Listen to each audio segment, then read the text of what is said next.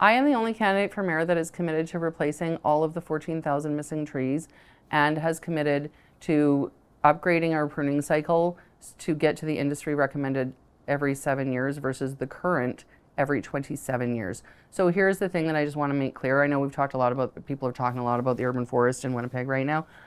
The urban forest is one of the things that make life worth living in Winnipeg. It is a jewel, and it didn't happen by accident. It's not going to be maintained by accident in the future. The current administration cut the forestry budget by 36%, and now there are members of the current council who are running for mayor.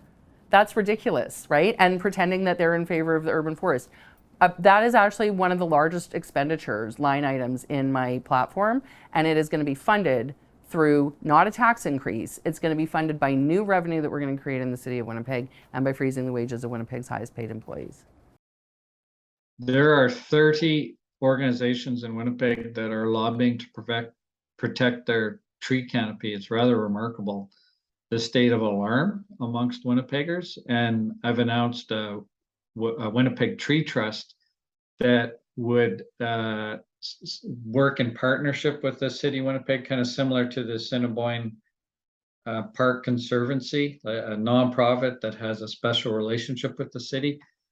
And it would allow trees to be treated as infrastructure. So, and it's based on, there's a lot of other tree trusts around. There's 6 in Southern Ontario, which accept carbon offset money from residents, businesses, and governments. So I think that's an important source of revenue. Secondly, looking at the immense plan, it's not budgeted fully yet, but to twin the pipes in 43 districts in Winnipeg so that the stormwater isn't overwhelming the sewage system. And if we do that, we can prevent the dumping of raw sewage into the rivers. But having green infrastructure moved up so that it's implemented earlier and in a more concerted way be really important. So I want the Tree Trust to be leading that charge as well. And the city's spending $45 million a year on that, on the twinning of the pipes, which is good. But in many ways, the green infrastructure can get the job done sooner and more cost effectively. So I think that's a prudent way forward, because right now the trees are competing with other budget priorities and including emergency services, and they have not been faring very well. No, they have not. I might also, sorry, Kate, I might also want to add that the way it's set up right now, the city budgeting system actually thinks that trees cost money, but if you look at a well-treed street compared to one that isn't very well treed, there's a direct correlation between how well treated a street is and the property assessments. So the city has to consider that in its budgeting process, that we're losing revenues because we're not keeping up with tree planting and pruning. So then you mentioned the pruning. So like, have you taken the Trees Please pledge? Like you're going to increase the pruning cycle to every 7 years as opposed to the 23 or 27, whatever it is now. So you're doing that and replacing every lost tree? I was the first candidate to take that pledge. I'm happy to do so. So I also brought up, I have a policy statement on this on my website right now. And the urban forest is extremely important to me, but I know it's extremely important to all Winnipeggers. When we look outside, we have this green, lush environment. And so in a city, I think that trees can do a lot of things. I mean, one, from an environmental standpoint, the more trees we have, it's just, it's better for reducing the carbon from our atmosphere. And then also, but it's the feel that we get when we walk down our city as well. And the more trees we have, the more we feel like we're in the outdoors even though we're in an urban setting with lots of concrete and lots of people.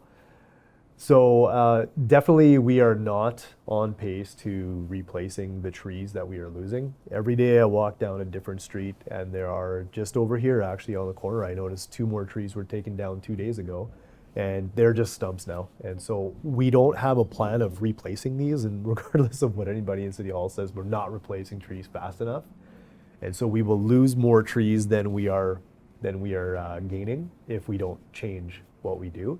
And yeah, I've committed to $200,000 just from the mayor's office budget to help fund trees, but also to support all of the other organizations that are focusing on the urban forest, to protect the trees, to reduce the pruning cycles to 7 years on public property trees, making sure that the trees are healthy, because pruning is a big deal and a lot of people don't realize. We have a couple of other, we were at the Assiniboine Forest the other day, and so there's a couple of places in Winnipeg that are actually forests within the city, and those need to be protected as well to make sure that we never develop on those, and that people can enjoy those, and and make sure that we as a city design them so that there is access, public transport goes to those places, and that everybody can enjoy them for the future. I have made a commitment with Trees Please Winnipeg that I would replace every 1 tree lost with 4 trees to replace the lost tree we've lost. Second is to fund a 7-year pruning cycle for both street trees and park trees. And thirdly, the creation of a tree protection zone within all construction projects. Cities like Waterloo and Calgary already have a tree protection zone within their development process.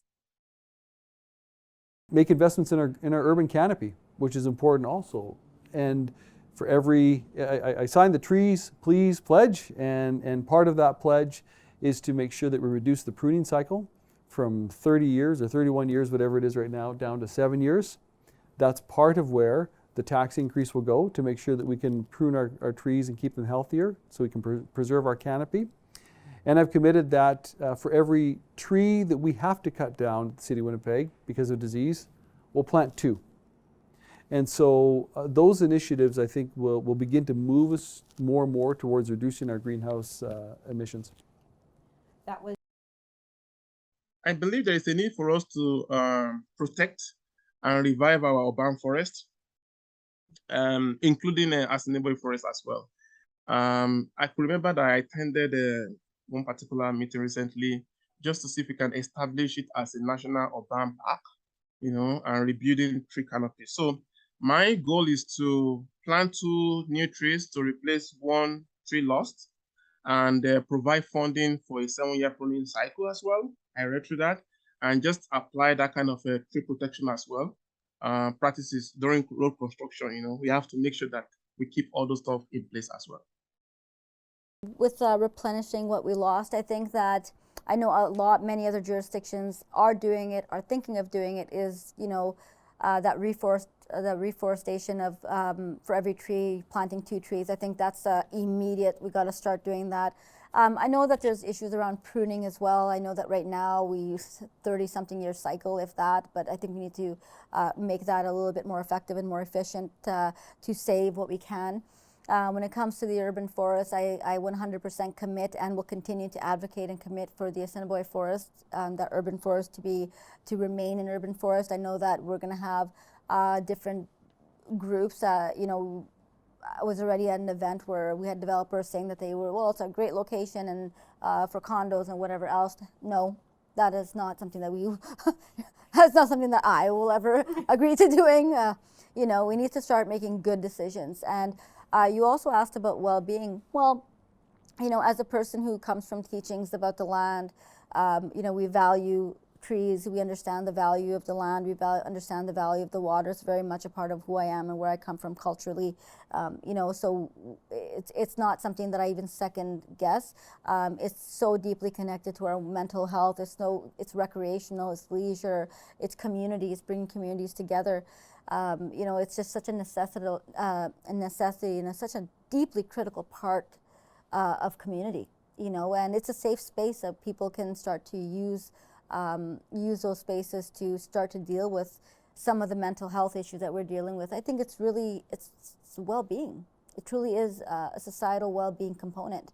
The other thing is that we never really talk about, which I think we need to talk about, is you know, with such a large urban Indigenous population, I think we need to start acknowledging the fact that land-based teachings are something that a lot of Indigenous leadership, a lot of Indigenous elders have really been advocating for. So we need to start creating spaces to have that land-based teaching, to have those things happen, to be able to utilize those spaces to do what's right and to do what suits specific communities.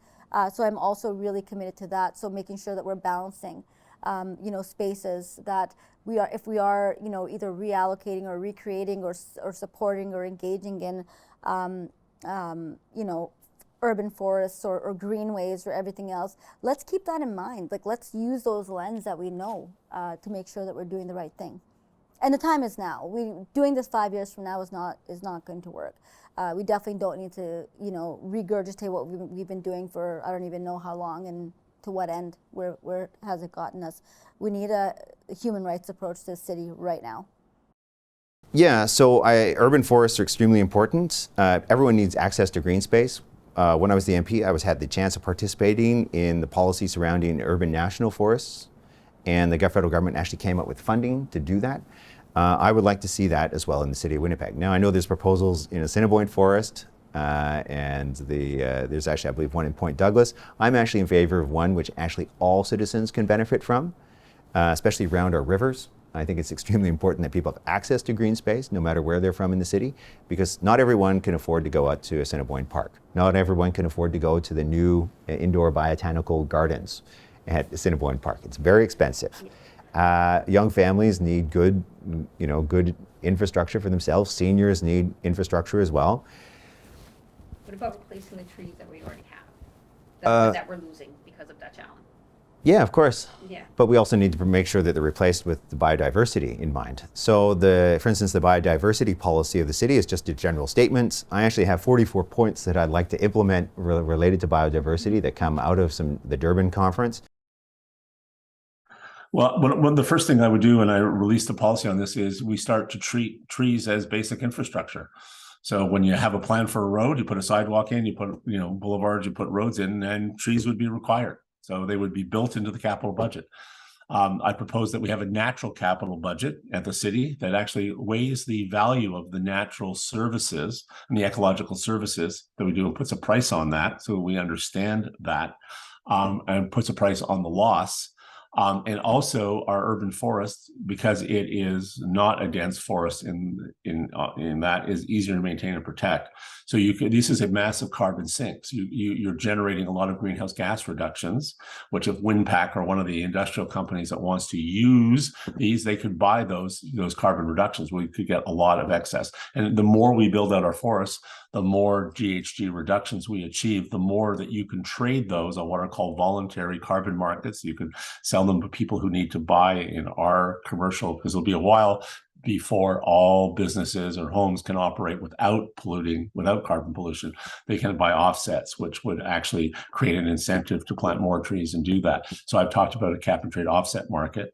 I've also proposed that voluntarily in neighborhoods that want to advance their tree canopy protection, their 7 pruning cycles on top of this, could have like what would be called a forest investment zone or a forest preservation zone, where you and I, when I live in Fort Rouge, I think you live in Wolseley area, we could vote amongst our neighbors if we get half or 2/3 to act a levy, that we check a levy on our property tax bill that would pay for a dedicated fund for our area in 5-year cycles to restore our trees and replace our trees, including the baseline increase from the citywide program. But if you really were concerned, you live in an area, this depends on certain areas, like in the area I live in, I live on Lilac, we've lost so many of our trees. I talk to my neighbors, everyone says, yeah, if I actually had the option of just,